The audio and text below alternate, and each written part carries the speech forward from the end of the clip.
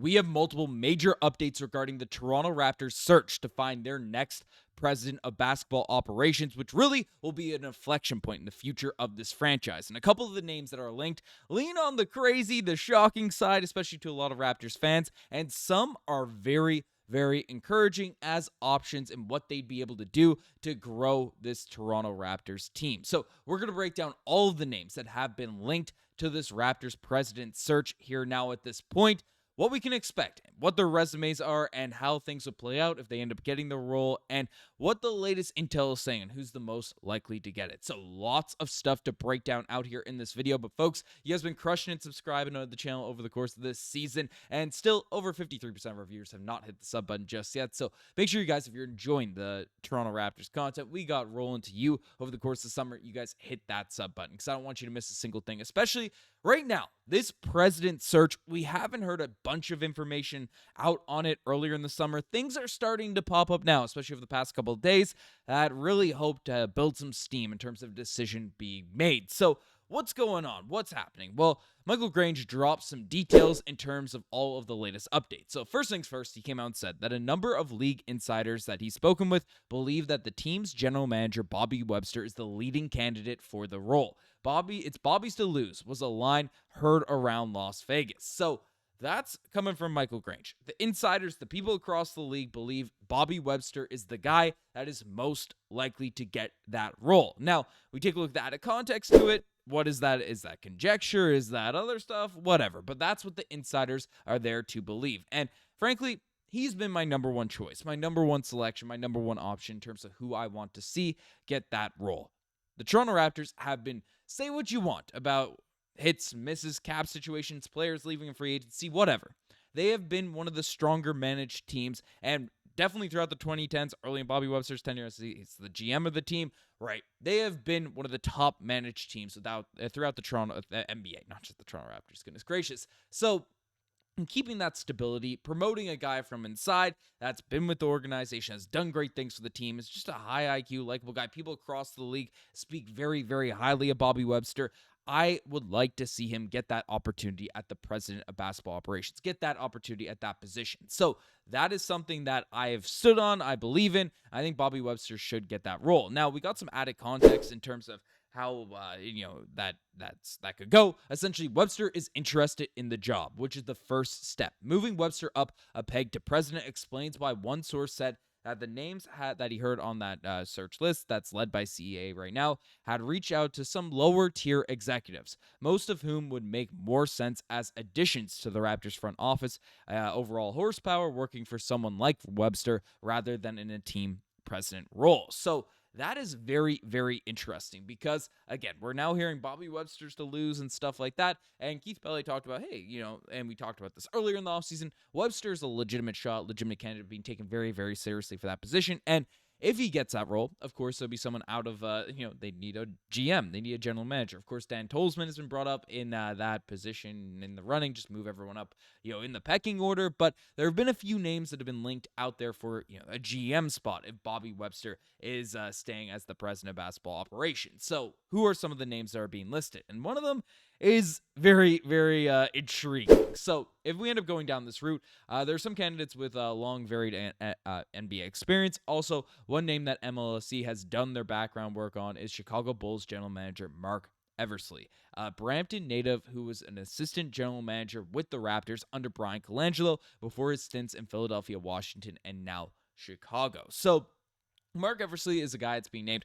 I'm going to come out and say I do not want Eversley to be the president of basketball operations at the Toronto Raptors. He has had some stints, and he's a respected GM, a guy that he talked to Bulls fans, he talked to folks around people like him, but he's been a part of some just struggling teams, some struggling organizations. Assistant GM to the Raptors under Brian Colangelo, that's a pretty desperate team. That's a bad front office. That's not a team that was super successful. The Bulls right now, you could make an argument are in one of the worst positions in the NBA terms. Talents-wise, asset-wise, all of those types of things. So, with the Wizards, the Sixers early on, not a guy that has been on a lot of successful organizations, but is a well-respected dude, has a lot of NBA experience. So, him coming in under Bobby Webster, having a relationship there, of course, it was mentioned, he was a big part of the Toronto Raptors after actually drafting DeMar DeRozan, which, of course, ended up being a big win for the team out there, long-term. So, definitely not a guy that I would stay away with him, from a 10-foot pole, but being president of basketball operations and Bobby Webster being the GM under him wouldn't make a ton of sense. So that's a name that's being brought up if Bobby Webster's the, president. But Dwayne Casey's in this thumbnail. You saw him out there. Who are being listed as a potential president candidates outside of Bobby Webster? Because if it was Bobby Webster, a foregone conclusion, this would have been announced by now. So what's going on? So Michael Grange came out and said that former Raptors head coach and current Detroit Pistons executive Dwayne Casey has thrown his hat into the ring and has met with MLSE president Keith Pelley per sources. So not only is he interested, not only is Coach Casey, intrigued by getting this role, getting this opportunity, he has met with Keith Pelley.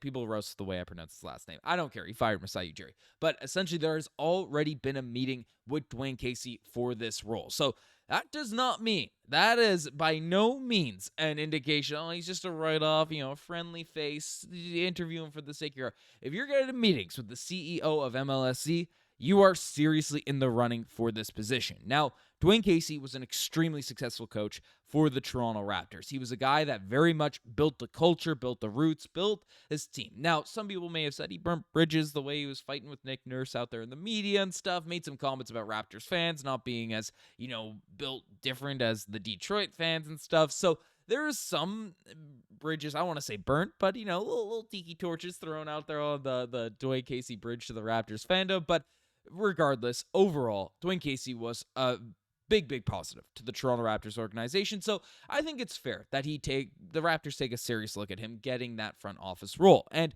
the Pistons have been better under especially the past couple seasons. I think they've had some bad luck injury-wise. And I think Casey, is not the GM, but is in the executive role out there for the Pistons. Has been in the front office of a team that's been fairly successful, navigating a rebuild, kind of in a situation the Raptors are a little bit in right now. So, I wouldn't come out here and be like, oh, this is the worst thing in the world if we went after Casey. Of course, Dwayne Casey's main downfall was always, in-game adjustments, specifically in the postseason. He's a really good culture builder. He developed a lot of talent for this Raptors group. You can't argue any of that. You can't do it. You can't argue any of that. Where Dwayne Casey's main pitfall was in Raptors history was his inability to make adjustments in the playoffs.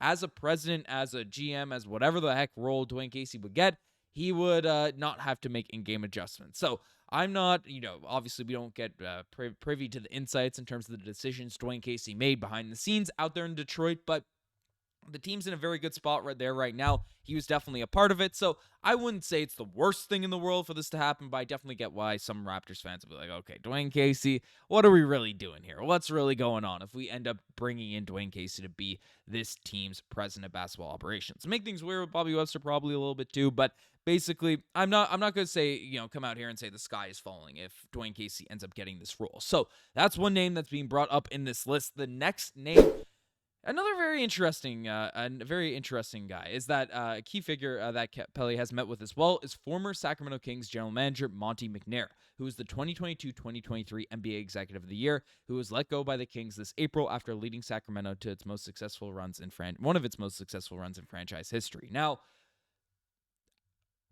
I watched a lot of Kings games last year. I like some of the guys out there at the Kings, talk some stuff, all that.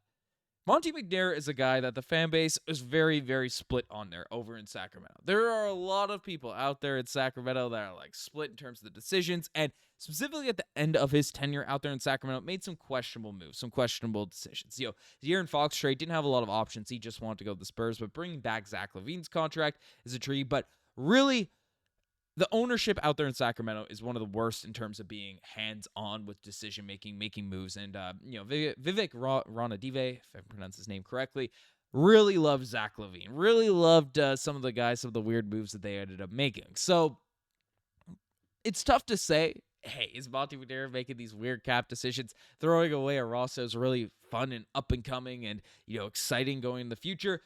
is that Monty McNair's fault how it collapsed, or should we give him credit for actually building a team that made the playoffs, that made some runs, that had a solid team in the Western Conference for a couple seasons, right? Give him credit for actually doing that under the absolutely tumultuous ownership in Sacramento in terms of getting things rocking and rolling there. So you can take either side of it.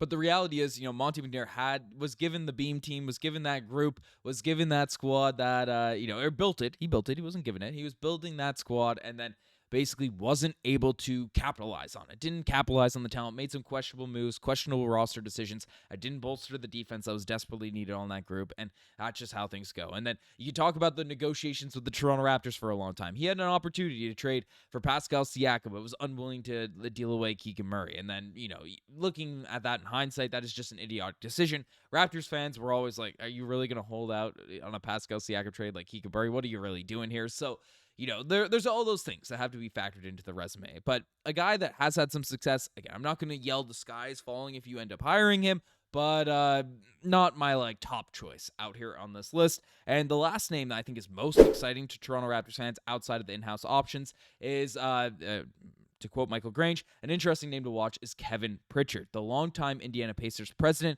who led the club to the NBA Finals this past June and the Eastern Conference Finals in 2024. One insider suggested to me that the Pacers executive is MLSE's preferred choice, although lateral moves for executives who are under contract with other teams are often harder to execute than when there is a promotion. So this guy is definitely an option. I think the Indiana Pacers have been extremely well managed as of late, and they are dealing with one of there's ownership things you have to factor in when all the decision making and stuff.